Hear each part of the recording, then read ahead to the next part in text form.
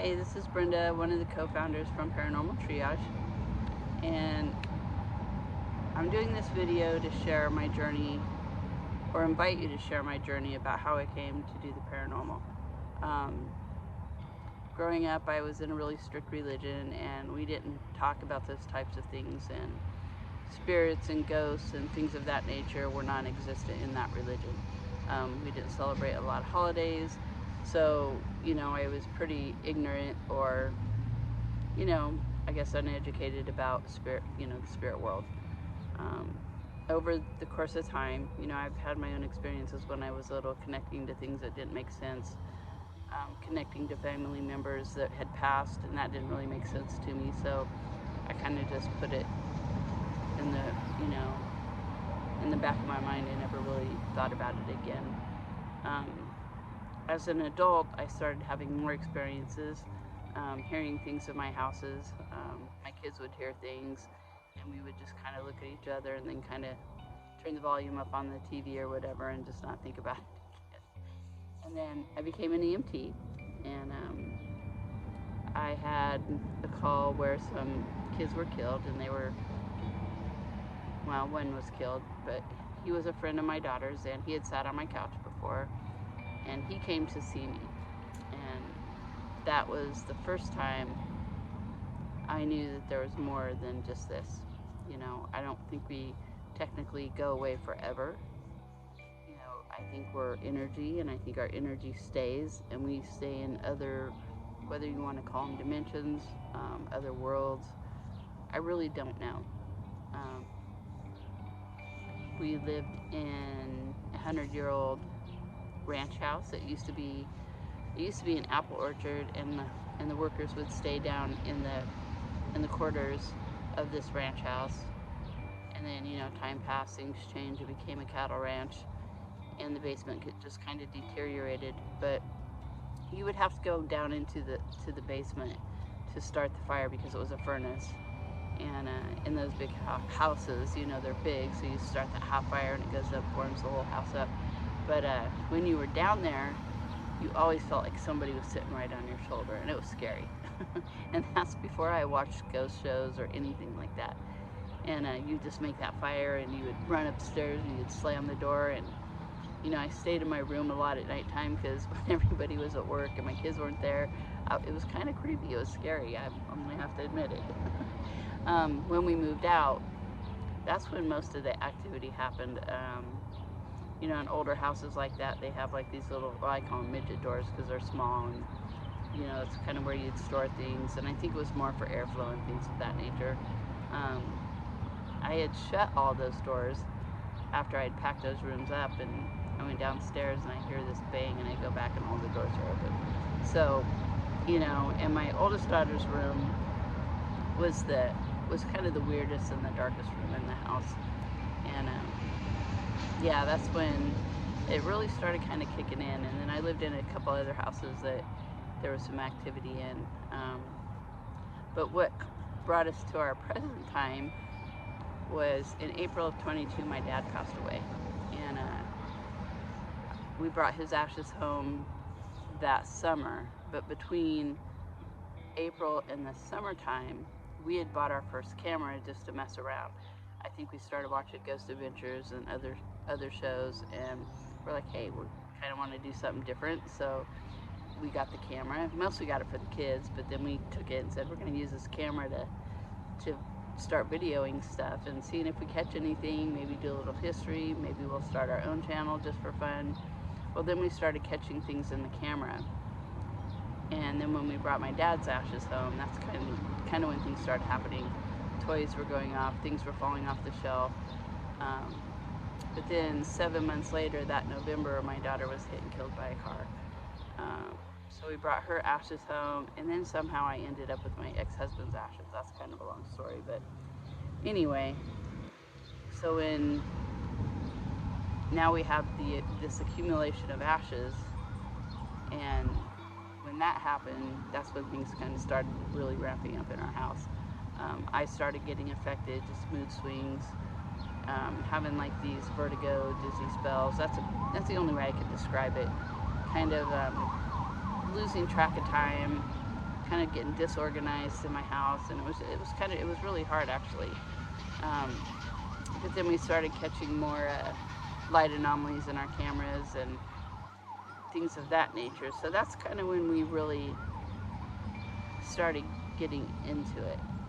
So so that's where it started for me. So I hope all that makes sense. Um, so I'm gonna leave it right there because we have more to share. And coming into this, we thought this was going to be just a hobby, and yeah, it can be a hobby, but there are some repercussions to investigating and kind of going out and poking the bear. We don't do demonic things. We don't use Ouija boards. We just go to locations.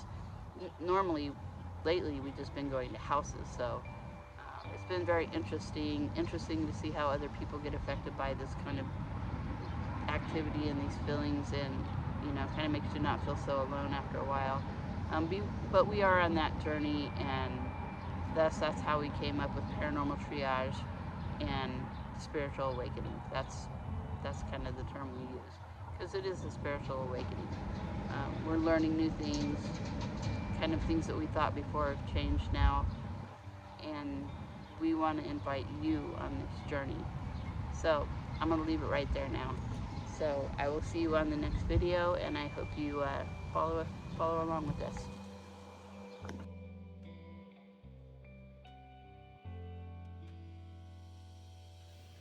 Hey everybody, I'm Ryan, and I am one of the founding members of Paranormal Triage. Just kind of reflecting on when I became like a believer and how this started in the beginning of kind of my journey, and how it came to be to present day with all of our paranormal stuff. I wouldn't say that I was a skeptic, but I wasn't also a complete believer in this. And going back maybe 2.5, 3 years, it kind of was right down the middle on my beliefs in paranormal. I always believed in kind of like spiritual activity, but never really thought anything of it until we had some things happen, and I had some personal experiences. Living in a really old house that was built off the land in the 1900s. Having some experiences there. Some of it was kind of like scary, but scary because it's just the unknown. But after the fact, kind of opened my eyes to that I'm actually a believer in paranormal activity and spiritual things that are happening all around us. And the experiences that I had there wasn't just me. It was with some friends and other people that were kind of the same level of belief that I was. So I know that it wasn't just me experiencing things, that it actually happened. So the proof was there, right there in front of me. And that kind of started my open-mindedness to spiritual, ghostly type activities. I guess in the beginning it's kind of considered ghost stuff. And that kind of brings me to my point that over the last couple of years, my journey from ghost hunting to more of a spiritual searching, inner self, spiritual stuff, it's kind of what it's turned into.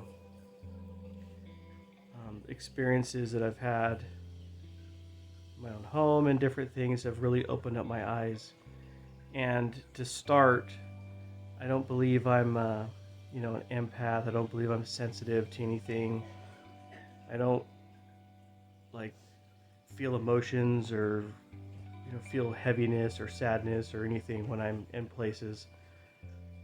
But I do believe the more you're kind of open-minded to the fact that there are spiritual things happening around you, allows your mind to kind of understand it a little bit different. And I do have, from a scientific standpoint, kind of,